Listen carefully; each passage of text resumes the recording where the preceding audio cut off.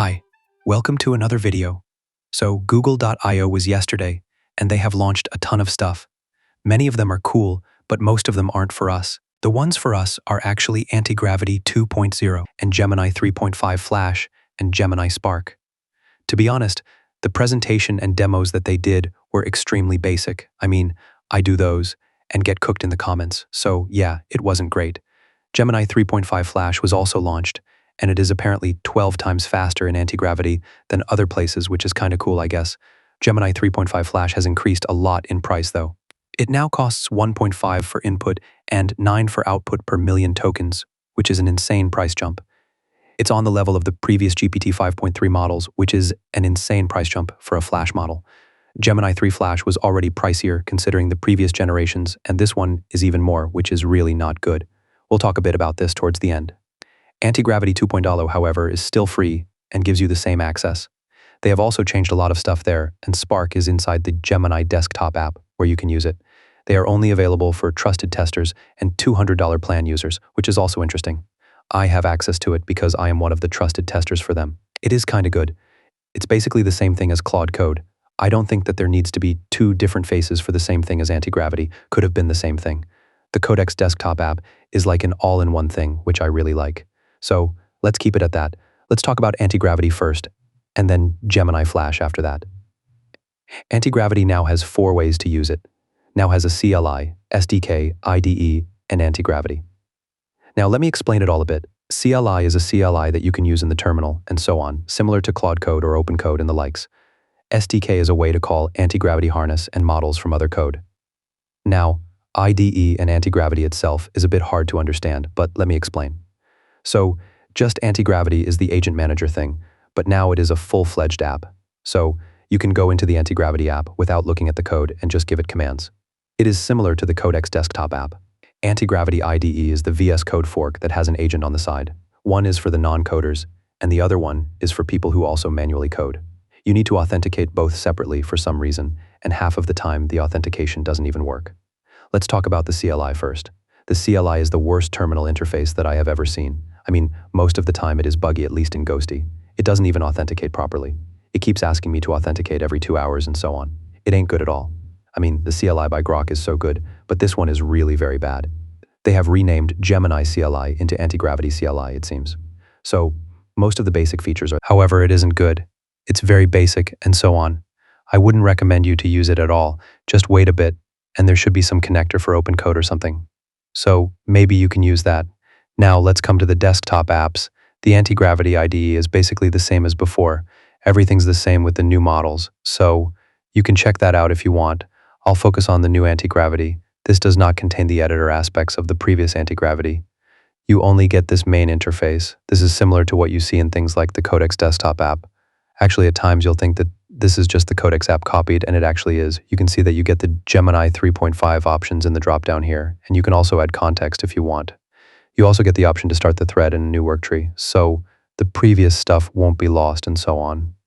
On the left, you also have the threads and everything. The sidebar looks very similar to the one in Codex, which is also interesting. Other things here are basically the same. One thing that is new is probably the sub-agents. When you give it a task, it can create new sub-agents, which is obviously interesting, but it has been existing in almost all other AI coding agents for the last 4 or 5 months now. So, this is more of a catch-up. Other things are very much the same as before. When it creates a sub-agent, you can go into it and control that sub-agent itself, which is interesting, I guess. I still think that in open options, T3 code is one of the best bets that you can take. I do use it myself. I also use Verdant myself. Antigravity is now what Verdant was like 4 months before. Verdant has transitioned into a manager-based interface where one main manager agent manages all the projects and spawns agent tasks under those folders, which is actually such a good way of doing it all. However, the one from Antigravity is also fine. People from Google have also openly said the same, that they just copied from Codex. Yes, but at the end of the day, Codex was copied from things like Conductor and so on. I do think that Google should innovate and not catch up if it makes sense. Antigravity is so unfinished that you can literally, with one click, open the whole developer tools and inspect the code. It is possible somewhat in every Electron app, but this is like one click to open it, which doesn't make any sense to me. Secondly, there are many weird bugs, like this is the interface. You can see that the left sidebar is open here, right? Now, watch, I'll resize it. It is resizing fine. Now let me resize it back now. You can see that the sidebar is just gone. I have to now click the sidebar icon to open it up. I mean, I noticed it immediately because I do this a lot where I put the editor on one side of my screen and then make it big again, and it is so annoying, man.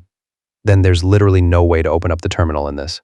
I mean, if I have to run this app, then I have to open a separate terminal app to run it. It seems that they don't intend to give terminal access or something. It's so bad, man. I cannot even open the folder from the interface to at least get to the folder. I have to manually remember where I kept it and go in and so on. It is actually really bad. It's like actually atrociously bad. I mean, I have seen people from Google defending it on X for some reason. I mean, in no way can I use this. Like, look at this. I can open up the changed files, but now let's see that I want to see the other file's content that has changed. So as usual, I'll click on it, but it won't do anything because it doesn't even scroll to the change section.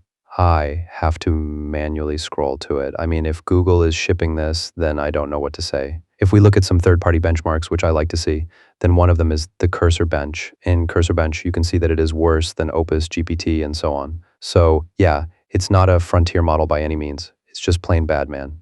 In my new benchmark, the folding table simulation shows up, but it's bad, man. The camera view is all wonky, the folding animation is all wonky, the model is all wonky. This is all with their own crazy Pro Max anti-gravity agent. Like, come on. Contact lens simulation doesn't even work. The only thing that it is good at is SVG. I mean, come on, Google, fine-tuning models on SVG ain't the mode anymore. Make the model do real work. The one that is good is the elevator simulator. I asked it to make me an elevator simulator where I can spawn passengers and a simulation happens where the 3 elevators take one person at once and then drop them. The simulation is fine, but it is not very aesthetic like what Claude makes. So yeah, it ain't the best. So I don't think it is a very good model at all. It is a fine model and the environment is just bad. This makes it not a very good option. If you use anti-gravity for free and use it, then it's quite a good option, but otherwise I will never in my lifetime tell you to buy a $200 plan and use it. It's just bad. Google's Gemini 3 models have been plain bad and not useful for anything. You can just use things like GLM coding plan, which is like 50% off in the yearly plan for the migration of Claude Code users, which is a really awesome deal. GLM 5.1 is just way better than this model as well. Kimi is also great. I think there are just a ton of other great options for you to try rather than this. Overall, it's not so cool. Anyway, let me know your thoughts in the comments. If you liked this video, consider donating through the Super Thanks option or becoming a member by clicking the Join button. Also, give this video a thumbs up and subscribe to my channel. I'll see you in the next one. Until then, bye.